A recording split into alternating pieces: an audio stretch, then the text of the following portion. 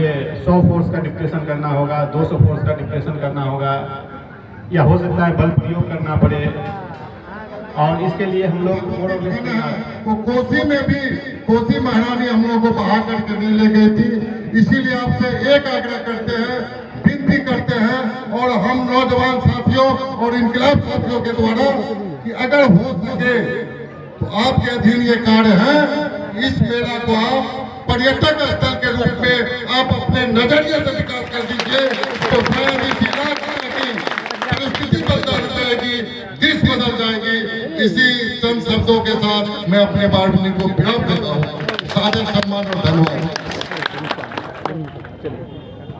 पहले की बात और आगे तक जाए, आइए इस मेला के अस्थायी अध्यक्ष श्री इंद्रवीर कुमार एसडीएम साहब अपनी बात रखेंगे।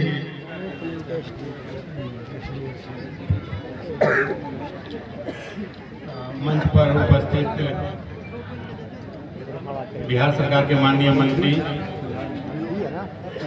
माननीय विधायक जी, माननीय पूर्व मंत्री एवं विधायक जी, नगर परिषद के मुख्य पार्षद, यहाँ के उप मुखिया महोदय, यहाँ के सचिव, सभी को मैं इस मेला के उद्घाटन के लिए मैं हार्दिक अभिनंदन और धन्यवाद देता हूँ।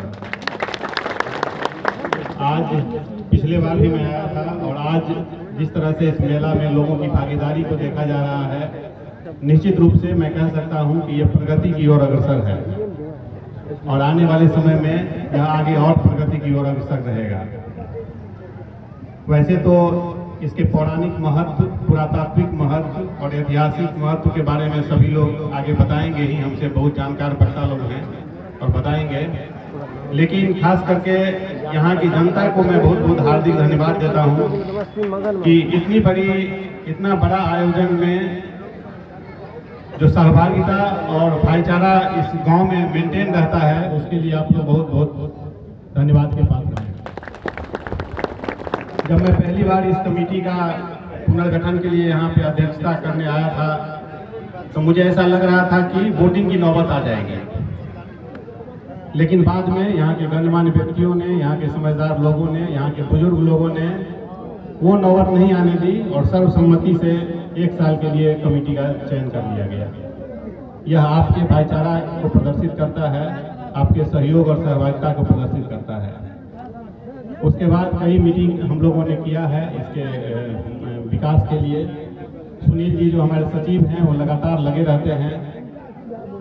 जब इस मेला में जिला पदाधिकारी महोदय के आदेश के बाद इस मेला को असली स्वरूप में लाने की बात हुई, कुछ आदेश पारित हुआ, तो फिर हमारे पास यही संकट आ गया था उसको दखल दिलवाने के लिए। और उस घटना को ही मैं याद करके ये कहना चाहूँगा कि निश्चित रूप से यहाँ की जनता बहुत ही तारीफ के काबिल है। ऐसा मुझे लग रहा था जिस दिन दखल दिलाने का हम लोगों ने डेट तय किया, तो मुझे लग रहा था कि बहुत तरह से फोन आ रहे थे। मुझे लग रहा था मुझे 100 फोर्स का डिप्रेशन करना होगा, 200 फोर्स का डिप्रेशन करना होगा, या हो सकता है बल प्रयोग करना पड़े। और इसके लिए हम लोग मोर और लेस तैयार थे, लेकिन ऐसा लगा कि नहीं, हम लोग बातचीत के माध्यम से भी इसको सुलझा सकते हैं, क्योंकि 2 मीटिंग में हम देख चुके हैं कि यहाँ की जनता बहुत ही सहयोगी जनता है और लोगों को सहयोग करती है। फिर हमने अपने आवासीय कार्यालय में 2-3 मीटिंग बुलाया लोगों के साथ। कुछ लोग आए भी मिलने के लिए और कुछ लोगों के साथ अलग से हम लोगों ने मीटिंग रखा, मैं अपने गोपनीय आवासीय कार्यालय में, और तब जाके बहुत सारी बातें हुई, घंटों 2 घंटे तक बातचीत हुई। उसके बाद मुझे लग गया कि अब बल प्रयोग करने की कोई आवश्यकता नहीं होगी और शांतिपूर्ण ढंग से हम लोगों को पूरे मेला का मैं सीमांकन करवा लूँगा। उसके बाद जब सभी जितने भी इसमें स्टेक होल्डर्स थे, सभी के साथ हम लोगों ने बातचीत की, उसकी आवश्यकता नहीं पड़ी और सभी के सहयोग से, सभी के सहयोगात्मक रवैये से मात्र बहुत ही कम फोर्स में हम लोगों ने, अंचलाधिकारी महोदय को मैं धन्यवाद देना चाहूँगा कि उन्होंने सीमांकन करवा दिया और दखल दिलवा दिया। और ये मेला जो लोगों का जिस तरह से कहना हो रहा है कि 30 साल 40 साल से जो मेला अपने असली स्वरूप में नहीं था, वो उस दखल दिलाने के बाद असली स्वरूप में आ गया। मैं यहाँ की कमेटी को मैं हार्दिक धन्यवाद देना चाहता हूँ, क्योंकि हम लोग, मैं एज अनुमंडल पदाधिकारी बहुत सारे मेला मंदिर उस कमेटी का मैं न्यास परिषद से अध्यक्ष होता हूँ, लेकिन इतनी बड़ी जमीन, इतनी ज़्यादा मात्रा में जमीन किसी के पास नहीं है। आप लोग सौभाग्यशाली हैं, ये कमेटी यहाँ की सौभाग्यशाली है कि इतना बड़ा संपदा आपके पास है।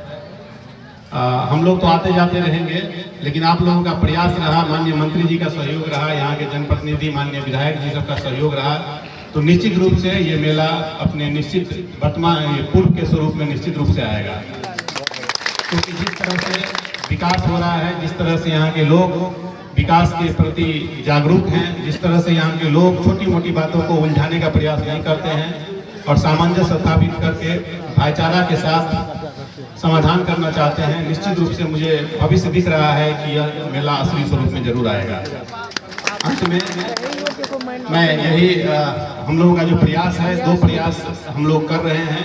एक तो बाकी जो सुनील जी जो बोले हैं वो तो आगे की बात है। हम लोग का ये प्रयास है कि खास करके इसको राजकीय मेला घोषित किया जाए, और उसके लिए थोड़ी बहुत तकनीकी बाधा है। हमको लगता है 1-2 साल में वो तकनीकी बाधा को हटा दिया जाएगा। उसके बाद हम लोग राजकीय मेला को घोषित करने की तरफ हम लोग आगे बढ़ेंगे, और साथ में न्यास परिषद से भी यदि मान्यता प्राप्त हो जाए तो उसके लिए भी हम लोग प्रयास करेंगे।